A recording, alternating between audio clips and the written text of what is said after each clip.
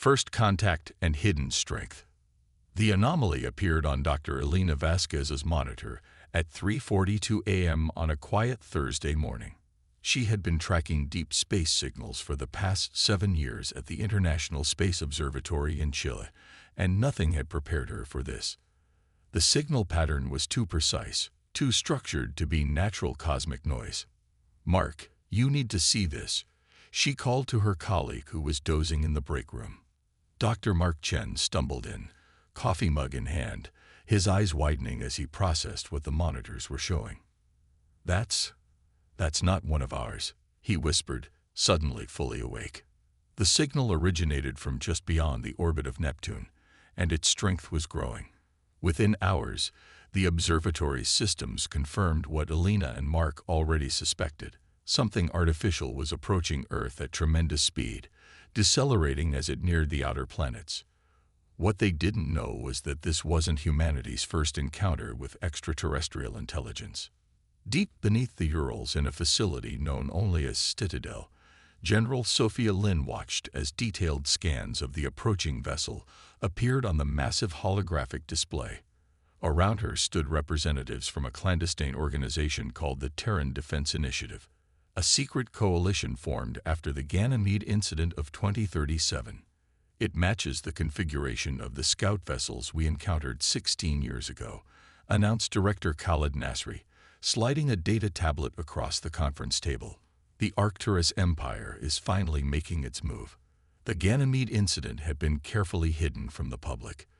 A damaged alien ship had crashed on Jupiter's moon, and the recovery team had found both technology and warnings. The aliens had been scouts for an expansionist empire that cataloged resource-rich planets for eventual conquest. Earth had been marked. For 16 years, nations had secretly pooled resources and reverse-engineered alien technology. The public space programs served as cover for a far more advanced defense network. Orbital platforms disguised as satellites, stealth ships stationed throughout the solar system, and weapons that would have seemed like science fiction to the average citizen, all waiting for the day the Arcturians would return. "They've deployed scanning drones toward Earth," reported Commander Jason Park, monitoring the tactical display. "Standard reconnaissance pattern. They believe we're still a pre-FTL civilization, with limited capabilities." "Let them think that," General Lin replied, her expression grim but determined. "Activate Protocol Mirage. Let's show them exactly what they expect to see." Aboard the Arcturus Imperial scout vessel Inevitable Conquest, Commander Vexel reviewed the preliminary scans of the blue world. His 6 eyes blinked in sequence, a gesture of satisfaction among his species. "Another primitive world," he remarked to his second-in-command. "They've barely reached their own moon. Their technology is rudimentary, though they've advanced further than our last survey indicated. The atmosphere is suitable for colonization with minimal adjustment," noted Science Officer Mesdal, her scaled fingers manipulating the holographic display. "And the mineral resources are substantial. The Emperor will be pleased." What they failed to notice was that their own vessel was being scanned by Earth's stealth platforms. Every communication they sent was being intercepted, decoded, and analyzed by artificial intelligence systems developed from the technology recovered at Ganymede. The Arcturus scout ship dispatched smaller vessels toward Earth. As they approached, they encountered what appeared to be primitive satellites and space stations, exactly what an emerging civilization would have in orbit. The aliens registered no threat. "Launch Phase 2 reconnaissance probes," Commander Vexel ordered. "Begin detailed population center mapping and defense capability assessment." As 6 sleek, silvery objects detached from the main vessel and accelerated toward Earth, General Lin gave a nod to her team at Citadel. "Intercept with Phantom Squadron. Minimal force. We want one intact for study." In Earth orbit, what had appeared to be defunct satellites suddenly activated. 5 experimental craft, invisible to conventional detection methods, detached and moved to intercept the alien probes. These were the product of Project Lazarus, humanity's first true space fighters. powered by adapted alien technology. Captain Aisha Okafor, leading Phantom Squadron, locked onto her target. Remember, we need to keep one functioning. Take out the others quickly and cleanly. The aliens never saw them coming. 5 of the probes were neutralized within seconds by precisely targeted energy pulses that overloaded their systems. The 6th was captured in a containment field and towed toward a hidden facility on the far side of the moon. Aboard the inevitable Conquest, alarms blared. Commander Vexel stared in disbelief at the monitors as contact with all 6 probes was simultaneously lost. "What happened?" he demanded. "Unknown, Commander," the tactical officer responded. One moment they were transmitting normally. The next, nothing. Could it be natural interference? A solar flare? Negative. Solar activity is minimal. For the first time, uncertainty crept into Vexel's mind. Send a message to Imperial Command. Request immediate reinforcement. Something is wrong with this planet. The message never reached its destination. Earth's quantum interference technology, derived from the Ganymede findings, ensured that no faster-than-light communication could leave the solar system without detection and potential disruption. At Citadel, Director Nasri watched as the alien vessel changed course, accelerating toward Mars. "They're retreating to regroup," General Lin observed. "They suspect something, but they don't know what." "Should we neutralize them now?" asked Commander Park. Lin shook her head. "No. Let them go. They'll return with reinforcements, believing they'll face a modestly defended world. When they do, we'll show them our full capabilities." The scout ship's retreat was tracked by stealth platforms throughout the solar system.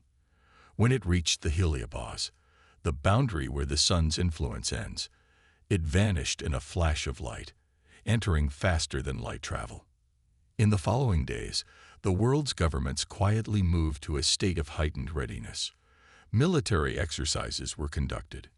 New satellite launches put additional defense platforms in orbit. Deep space monitoring was intensified. 3 months later, Elena Vasquez, now briefed on humanity's true space capabilities and sworn to secrecy, detected multiple massive objects decelerating at the edge of the solar system. "They're back," she informed Citadel. "And they've brought friends." General Lin surveyed the updated tactical display, showing at least 30 large vessels approaching in formation. "So the real test begins. Activate all planetary defense systems. Bring the Luna and Mars bases to full combat readiness." Humanity had prepared for this moment for 16 years. The Arcturus Empire was about to learn that Earth was not the easy conquest they anticipated. Commander Vexel, now aboard the Imperial dreadnought Subjugator, led the invasion fleet toward the Blue Planet. After his report of the lost probes, Imperial Command had dispatched a full conquest force, 30 ships carrying ground troops, atmospheric processors, and mining equipment. Whatever primitive defenses this world possessed would be overwhelmed by Imperial technology and numbers. "Approach vector locked," reported the navigation officer. "Estimated arrival at the target planet in 6 hours." Vexel's compound eyes gleamed with anticipation. Despite the mysterious loss of his probes, this would be a glorious conquest for the Empire and a significant advancement for his career. What the Arcturians couldn't know was that humanity was more than ready. As the alien fleet approached Mars orbit, humanity prepared to reveal the true extent of its capabilities and to deliver a response that would shake the foundation of an interstellar empire. The Empire strikes and humanity answers. The Arcturus Imperial fleet entered Mars orbit with overwhelming confidence. 30 warships arranged in battle formation, their weapons charged and ready to subjugate what they believed was a helpless world. "Begin standard conquest protocol," commanded Admiral Zortax from the bridge of the massive dreadnought Subjugator. "Deploy atmospheric processors to the largest population centers. Target their primitive defense installations first." Commander Vexel watched as the invasion force prepared to descend upon Earth. Despite his earlier concerns about the lost probes, the sheer power of the assembled fleet had restored his confidence. No pre-FTL civilization could possibly resist the might of the Arcturus Empire. "Sir," his communications officer interrupted, "we're detecting unusual energy signatures from Earth's moon." Before Vexel could respond, the lunar surface seemed to ripple, revealing what had been hidden beneath holographic camouflage. Massive launch bays opening like gaping wounds on the gray landscape. At Citadel, General Lin gave the command humanity had been preparing for 16 years. Execute Operation Thunderbolt. From the concealed lunar base, dozens of sleek spacecraft emerge, the advanced strike force of Earth's secret space fleet, built with reverse-engineered alien technology and improved by human innovation. These vessels were unlike anything the public knew existed. They accelerated toward the Arcturus fleet at speeds that shocked the Imperial commanders. Simultaneously, what appeared to be ordinary satellites in Earth orbit transformed, weapon systems deploying from their hidden compartments. Powerful energy beams lanced out, striking the lead vessels of the invasion force. Admiral Zortax stared in disbelief as the first Imperial ships reported critical damage. Impossible. Their technology shouldn't be this advanced. They'd been hiding their true capabilities. Vexel realized too late. This was a trap. The Earth forces executed a battle plan that had been refined through countless simulations. The lunar-launched vessels, known as Valkyries, engaged the alien fleet with precision strikes targeting propulsion and weapon systems. Meanwhile, Earth's orbital defense network, Project Aegis, created a web of defensive fire that intercepted incoming attacks. Colonel Maya Rodriguez led the Valkyrie squadron into the heart of the alien formation. Her fighter, at the cutting edge of human-alien hybrid technology, moved with a grace that belied its deadly purpose. Echo Team, target the command ship's propulsion. Delta Team, focus on their communication arrays. Let's cut them off from each other. The Valkyries executed their assault with ruthless efficiency. Earth's defense forces had studied the alien technology recovered from Ganymede for years, identifying weaknesses the Arcturians never expected anyone to exploit. Aboard the subjugator, chaos reigned as systems failed and damage reports flooded in. "How are they breaching our shields?" demanded Admiral Zortax. "Their weapons shouldn't be compatible with our defenses. Sir, they appear to be using modified versions of our own technology," reported his science officer, her voice trembling. "The modulation patterns they're derivatives of Imperial designs." In the midst of the space battle, Earth launched the second phase of its defense. From hidden facilities in the Mariana Trench, the Sahara Desert, and the Antarctic ice shelf, enormous rail guns, each the product of international cooperation and alien technology, fired specialized projectiles toward the alien fleet. These kinetic impactors, nearly invisible to Imperial sensors, struck with devastating force. 5 Imperial ships were crippled in the first volley. 7 more suffered critical damage in the next. The carefully choreographed human counterattack had achieved tactical surprise so complete that the Arcturus commanders struggled to formulate a response. General Lin watched the battle unfold from Citadel's command center. "Initiate Operation Trojan. Colonel Wei, you have permission to deploy." This was the most daring element of Earth's defense plan. While the space battle raged, a stealth vessel carrying a small team of special forces, each soldier equipped with experimental-powered armor, approached the Imperial flagship. Using adaptive camouflage technology, they attached to the subjugator's hull near a maintenance access point. Colonel Wei Liang led his team through the alien vessel's corridors. Their mission: capture the ship's main computer core and its command staff. The intelligence value would be immeasurable, and the psychological impact of such a breach would shatter Imperial morale. As Wei's team infiltrated deeper into the flagship, the space battle reached a critical turning point.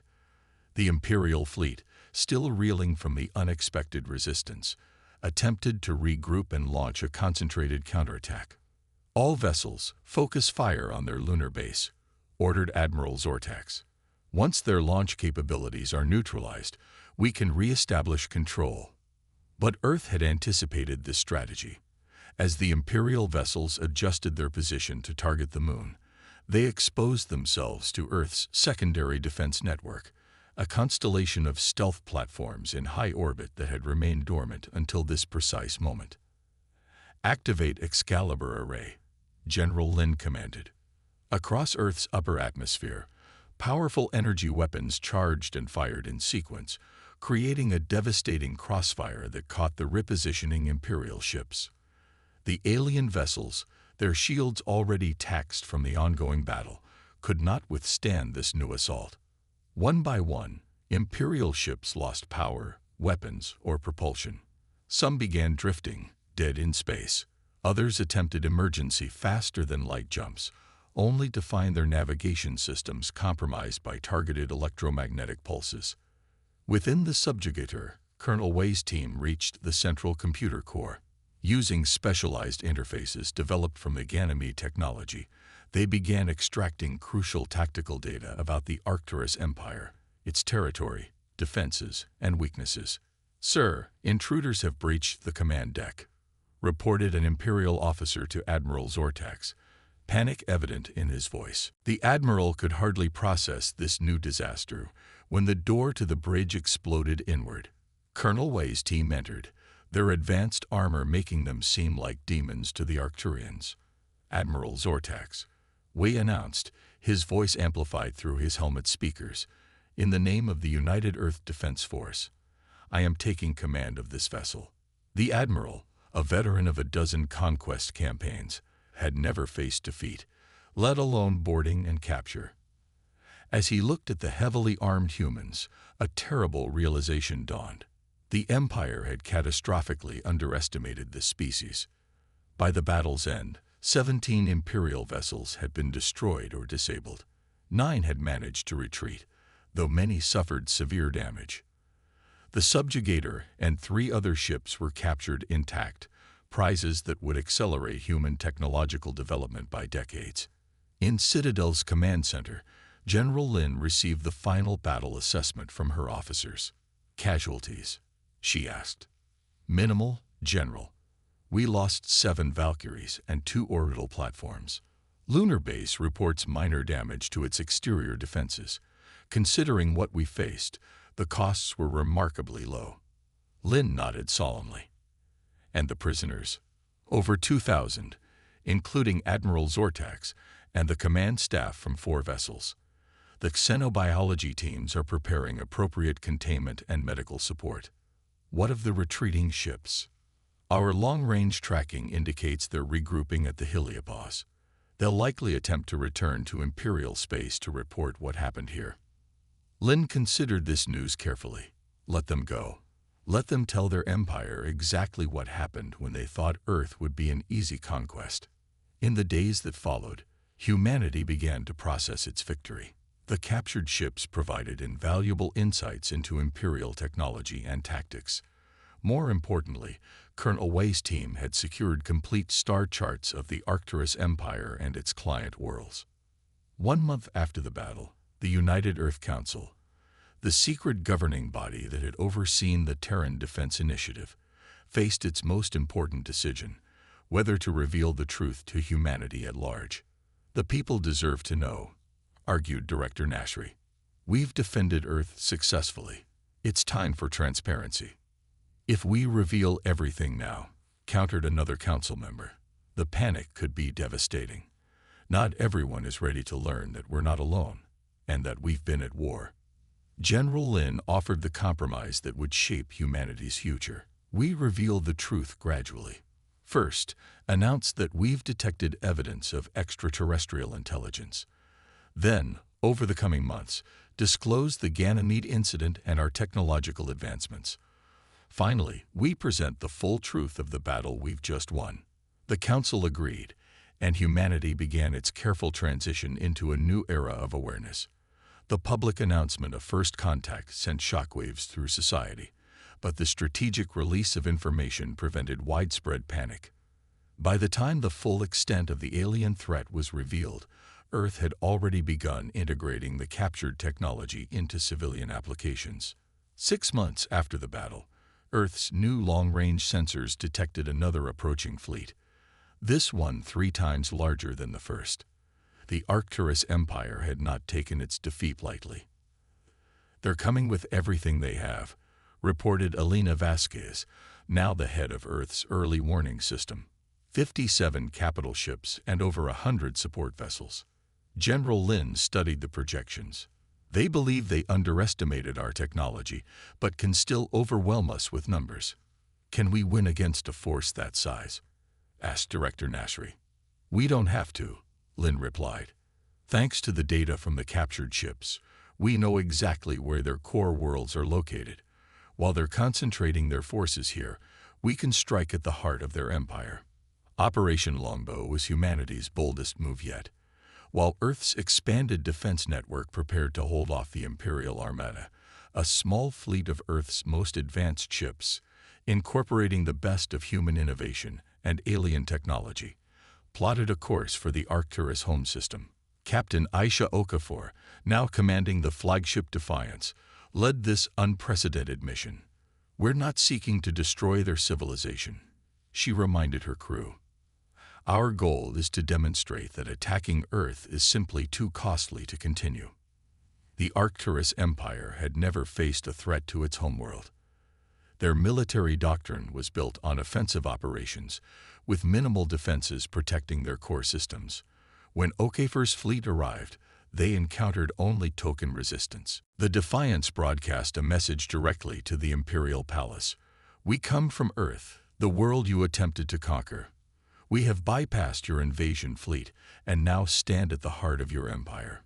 We possess the capability to destroy your civilization, but choose instead to offer peace." The Imperial leadership, faced with this unprecedented situation, was forced to recall their invasion force. For the first time in its 1,000-year history, the Arcturus Empire signed a peace treaty with the species it had intended to subjugate. In the aftermath, Earth emerged as a new power in the galactic community. The knowledge gained from the captured ships and databases revealed that the Arcturus Empire was just one of many interstellar civilizations. Some were potential allies, others possible threats. Humanity's response to its first interstellar war transformed not just Earth's place in the cosmos, but humanity itself. The technologies developed for defense found applications in medicine, transportation, and environmental restoration. The unification required for planetary defense led to unprecedented cooperation between nations. As Earth's first official ambassador to the galactic community, Dr. Mark Chen, who had witnessed the first anomalous signal with Elena Vasquez, addressed the interstellar conclave. "We come neither as conquerors nor as victims, but as equals." The Arcturus Empire learned that humanity will defend itself with unexpected resourcefulness. Others would do well to note that while we seek friendship, we will always protect our home. The galaxy had indeed been shaken by humanity's response to aggression. What began as a simple conquest in the eyes of an empire had revealed a truth that would echo across the stars. Underestimate humanity at your peril.